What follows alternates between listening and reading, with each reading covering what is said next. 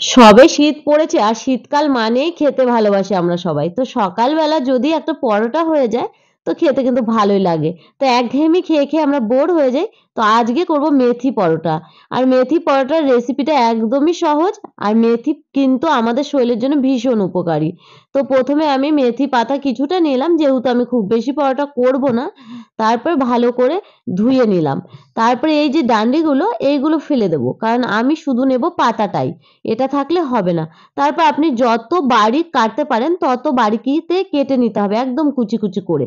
তো আমার চাকুটা অত ধার ছিল না। আমি যতটা পেরেছি কেটে নিয়েছি।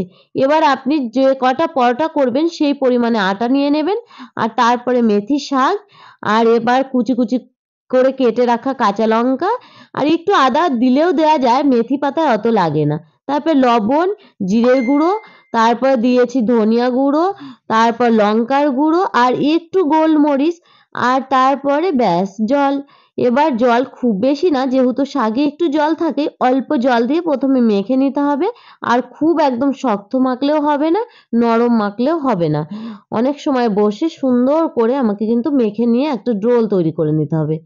আর তারপরে এই মাখাটা অনেক সময় রেখেও দিতে পারেন আপনি ১০ মিনিট, ১০ মিনিট পর এসেও করতে পারেন। কিন্তু বেশিরভাগ কি হয়, আমরা সকালবেলা সবাই এত ব্যস্ত থাকি, অত সময় থাকে না। আমি তাড়াতাড়ি করে করেই নিচ্ছি। আমাদের সবার হাতে অত টাইম থাকে না যে মেখে রাখি পরে এসে করব, সকালের বিশেষ করে। তারপরে সুন্দর করে গোল পাকিয়ে নিলাম। যেমন করে আমরা রুটি করি। এবার আপনি যদি বেলতে গিয়ে দেখেন যে ছিঁড়ে যাচ্ছে, তাহলে আপনি প্লাস্টিকও লাগিয়ে নিতে পারেন। যেহেতু আমি নানা রকমের পরোটা করি, এইভাবেই করি। আবার যেহেতু আলু পরোটা আমরা যখন করি, আলু পরোটা, ফুলকপি পরোটা ভিতরে মসলা দিতে হয়, তখন কিন্তু একটা প্লাস্টিক নিয়ে নিতে হয়। তাহলে পরোটাটা কখনোই ছিঁড়বে না। কিন্তু এটা যেহেতু আটার সাথে মাখা, তো এইভাবে বেলা যেতে পারে আরামসে। তারপরে দিয়ে দিয়েছি ফ্রাই প্যান আর এবার দিয়ে দিয়েছি আমি সয়াবিন অয়েল। তো আপনি যে অয়েল ইউজ করেন সেই অয়েলটাও দিতে পারেন আর ঘিতেও ভাজতে পারেন। এদিকে আমার মেয়ের বায়না, ও সবসময় রুটি করবে, তো পরোটাও বেলতে গেল। আমি বললাম এটা কিন্তু অতটা সহজ নয়। এটা সাবধানে বেলতে হবে, না হলে ফেটে যাবে। আর ফেটে গেলে কিন্তু ভালো হবে না।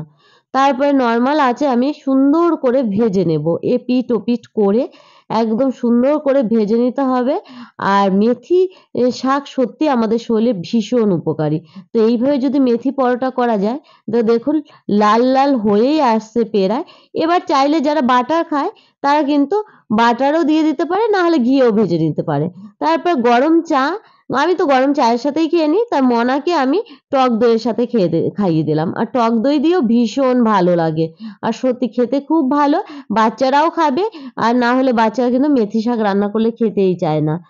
আর এইভাবে ব্যাস ২ টো বা ৩ টে আপনি যে কটা পরোটা খাবেন, বেশ দেখবেন খেয়েও তৃপ্তি পাবেন আর শরীরের জন্য ভীষণ উপকারী। তো কেমন ছিল আমার রেসিপিটা অবশ্যই কমেন্টস করে জানাবেন। আর এই শীতে কিন্তু একদিন হলেও একটু বানিয়ে দেখবেন। তো দেখা হচ্ছে নেক্সট ব্লগে। ভালো লাগলে একটা লাইক কমেন্টস করে দিও। টাটা।